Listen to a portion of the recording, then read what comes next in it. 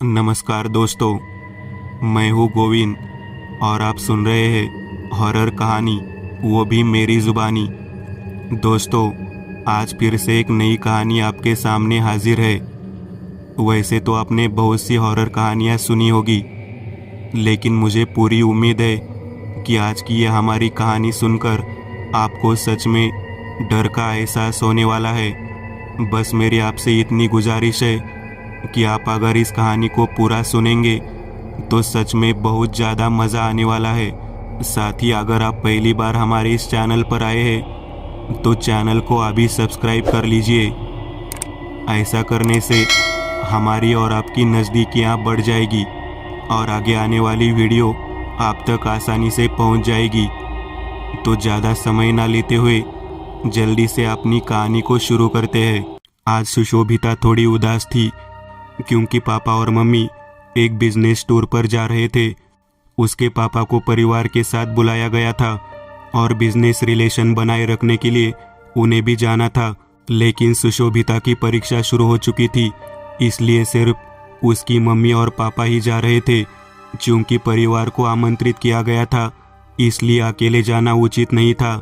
इसलिए सुशोभिता के पिता अपनी पत्नी को साथ ले जा रहे थे। वैसे तो सुशोभिता इतनी तो बड़ी थी कि वह घर में अकेली रह सकती थी और उनके पिता एक बिजनेसमैन थे, इसलिए उनका घर भी बड़ा था। इसलिए वह अपने माता पिता को समझा रही थी कि वह अकेली रहेगी।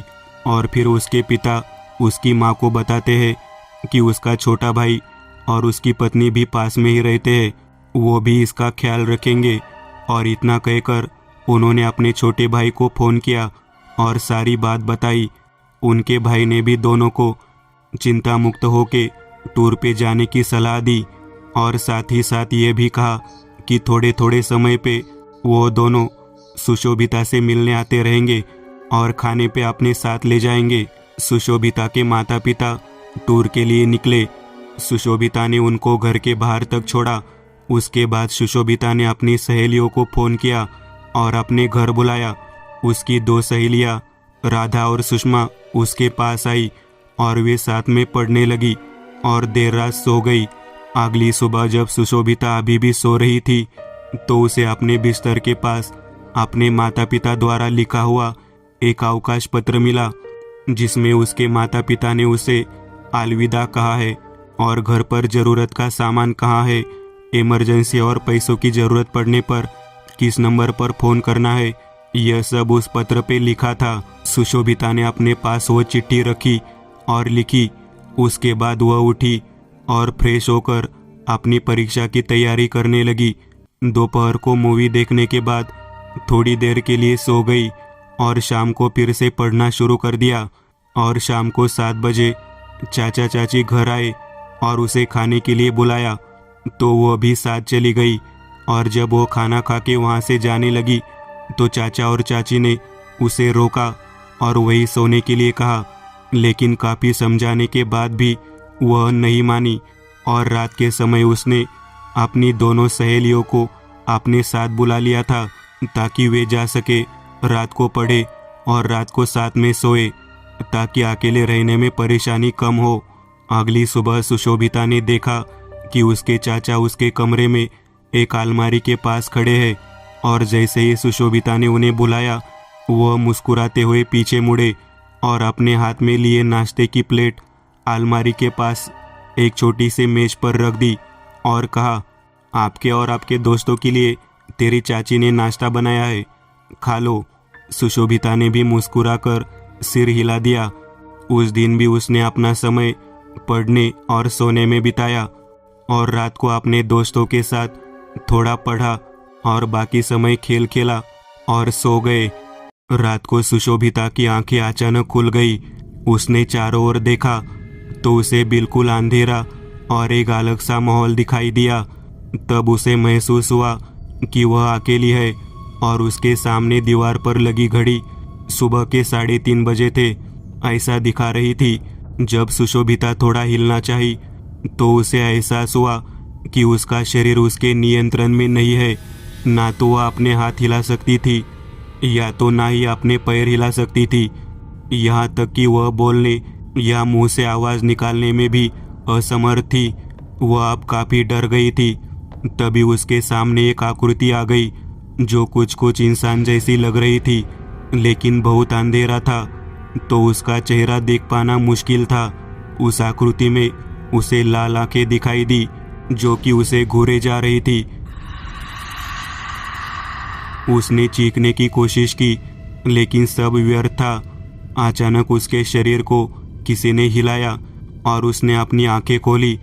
तब सामने देखा तो सुबह के 7 बज रहे थे और उसकी सहेली ने उसे जगाया क्योंकि वह अपने घर जा रही थी। इसलिए उसने जाने से पहले सुशोभिता को जगाया।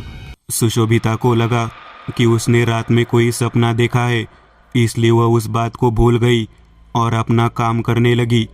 कुछ देर बाद वह पढ़ने के लिए बैठ गई। थोड़ी देर बाद चाचा का फ़ोन आया और उसे आज दोपहर को खाना खाने के लिए वहाँ जाना था, इसलिए वह लगभग 1 बजे वहाँ गई और खाना खा के 2 बजे तक घर आ गई। घर पे आके उसने फिर से पढ़ना शुरू किया। अचानक उसका शरीर सुन्न होने लगा। उसके हाथ और पैर हिलना बंद हो गए। वह अपने शरीर को नियंत्रित नहीं कर सकी। वह अचानक फिर से लकवाग्रस्त हो गई और वही अपने बेड पे लेट गई। वह केवल अपनी आंखों की पुतलियों को हिलाने में सक्षम थी।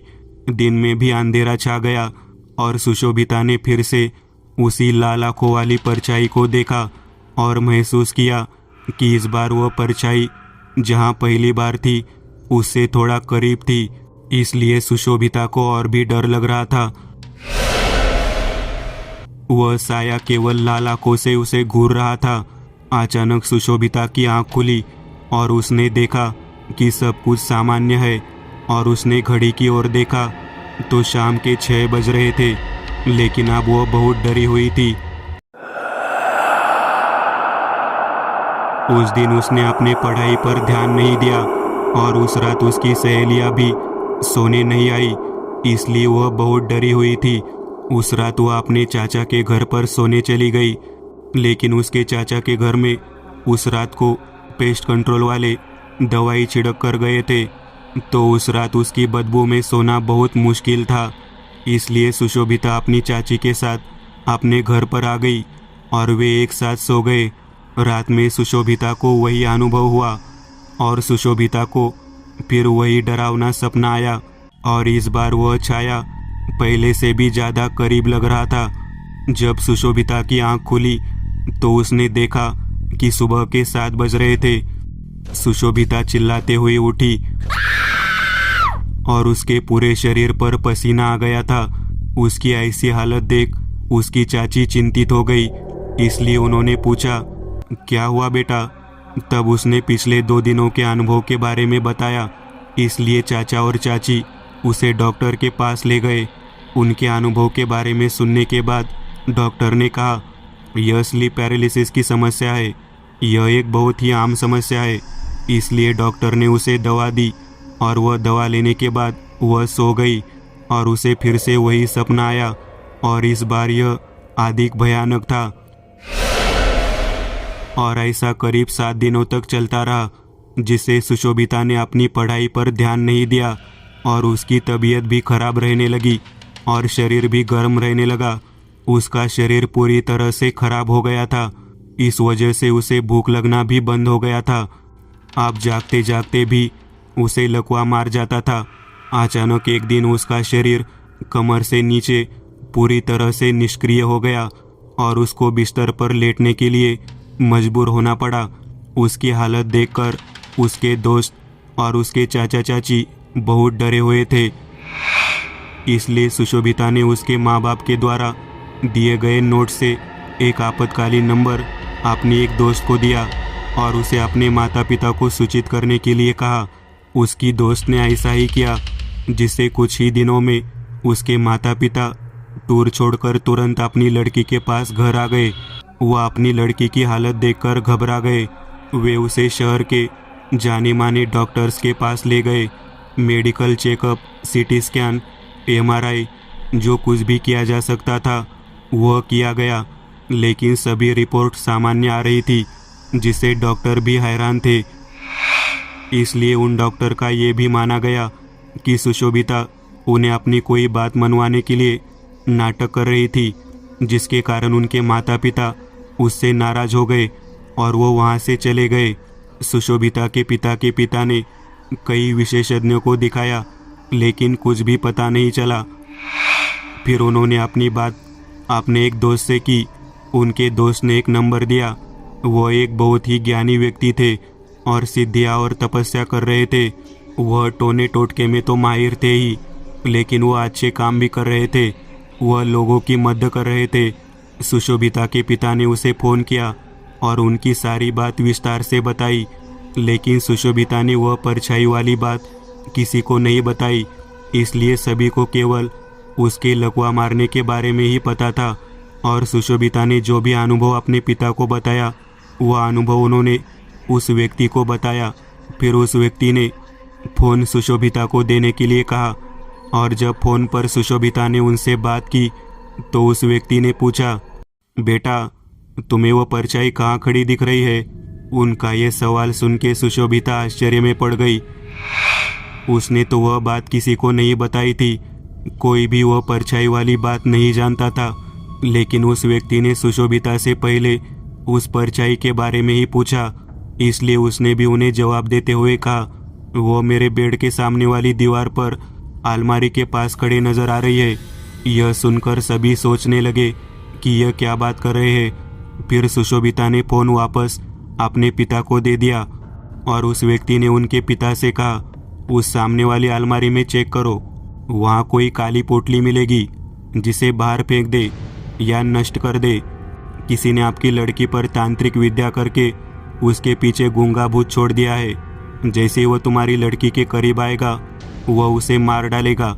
इसलिए जितनी जल्दी हो सके उस पोटली को बाहर फेंक दो। और यह सुनकर उसके पिता ने अलमारी खोली और अलमारी में मौजूद सारी चीज़ें बाहर निकालने लगे। तभी वहाँ से एक काली पोटली निकली। इसलिए उसके पिता ने उस पोटली को लेकर बाहर चले गए और अपने लाइटर से उसमें आग लगा दी। उसके जलने के साथ ही सुशोभिता ठीक हो गई। उसके सभी घरवाले बहुत खुश थे और उस आदमी ने उसके पिता से कहा, यह सब कोई और नहीं बल्कि उसका भाई ही करवा रहा है।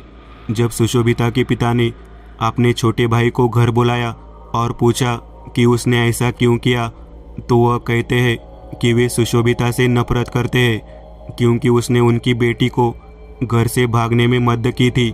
इसलिए वे उसकी जान लेकर उससे बदला लेना चाहते थे। यह सुनकर सुशोभिता के पिता ने उसके भाई को पीटा और घर से बाहर निकाल दिया और कहा कि दोबारा ऐसी गलती न करे, नहीं तो पुलिस के पास जाने की धमकी दी। उसके बाद दोनों वहाँ से चले गए। उसके बाद उनके रिश्ते बात करने तक भी नहीं रहे। कुछ दिन बाद सब कुछ सामान्य हो गया। बोबा भूत बंगाल के कुछ प्रचलित भूतों में से एक भूत ऐसा भी है जो लोगों को नींद में अपना शिकार बनाता है, जिसका नाम बोबा भूत है, क्योंकि वह भूत गूंगा है। बोबा एक दुष्ट प्राणी है जो पीठ के बल सोने वाले किसी भी व्यक्ति के सपनों में आकर उसे परेशान करता है और मार डालता है।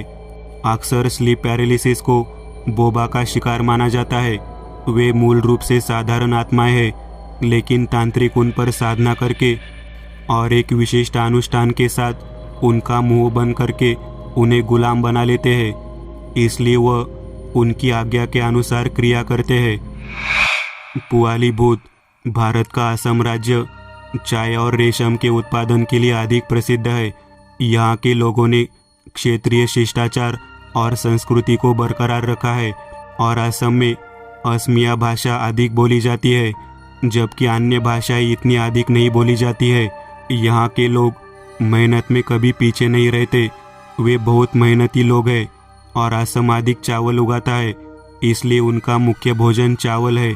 हर व्यंजन चावल से जुड़ा होता है, इतना कि चावल से खीर के अलावा और भी कई मीठे व्यंजन बनाए जाते हैं। असम के गांव में ज़्यादातर छोटे घर होते हैं, जिनकी छतें ज़्यादातर घास, टहनियों और मोटी लकड़ी से बनी होती है। असम में विभिन्न प्रकार की प्रथाएं और मान्यताएं हैं जो उनके पूर्वजों से चली आ रही है, जिसे उन्होंने आज भी कायम रखा है। इन प्रथाओं से जुड़ी कई मान्यताएं हैं और उन मान्यताओं के अनुसार आश्रम में कई तरह के भूत आत्माएं हैं जिनका नाम उनके व्यवहार के अनुसार रखा जाता है और आमतौर पर लोग उन्हें भूत कहकर ही संबोधित करते हैं, जिसे कई सारी आत्माएं और भूत काफ़ी खतरनाक होते हैं और कई लोगों को डराने के साथ साथ उनको गुमराह भी करते हैं। इन सब के बावजूद कई ऐसे भी हैं जो बहुत हानिकारक नहीं है और किसी को नुकसान नहीं पहुंचाते हैं। आज हम बात करेंगे असम के आम भूत के बारे में जो किसी को नुकसान नहीं पहुंचाता। इनमें से एक भूत का नाम पोली भूत है, जिसका मतलब है छोटे बच्चे जैसा भूत। आप नाम से ही समझ सकते हैं कि ये भूत बहुत छोटे होते हैं और इसलिए बहुत मस्तीखोर भूत होते हैं। ये लोगों को परेशान करके उनके सिर में दर्द कर देते हैं। अक्सर वह घर की छत पर दुबका रहता है और वहाँ से घर में आकर चोरी करते हैं। वे खाना चुराते हैं। इतना ही नहीं, अगर आपके हाथ में चावल से बनी कोई मिठाई है तो वह आपके पास ज़रूर आएगा और आपके हाथ से उसे चुरा ले जाएगा। वे अधिकाधिक पेड़ से लटकते रहते हैं और रात में छोटे बच्चों की तरह ही आवाज़ निकालते हुए खेलते हैं। वे अक्सर बच्चों को पकड़ लेते हैं और उनके शरीर में घुस जाते हैं, लेकिन उन्हें प्रलोभन देकर आसानी से अपनी बात मनवा ली जाती है। हलवा और चावल से बने व्यंजन बहुत लोकप्रिय है। ये इतने डरावने नहीं होते और कोई नुकसान नहीं पहुंचाते। दोस्तों, आज के लिए बस इतना ही। अगर आपको यह कहानी अच्छी लगी हो तो लाइक कीजिएगा। आप में से कई लोग बिना लाइक किए भाग जाते हैं। अगर आपने वीडियो को लाइक किया तो मुझे अच्छा लगेगा और ऐसी ही डरावनी कहानियाँ बनाने के लिए मुझे एनर्जी मिलेगी। तो लाइक ज़रूर करिएगा और अभी तक आपने चैनल को सब्सक्राइब नहीं किया तो तुरंत सब्सक्राइब करिएगा और बगल वाली घंटी को दबाना ना भूलिएगा।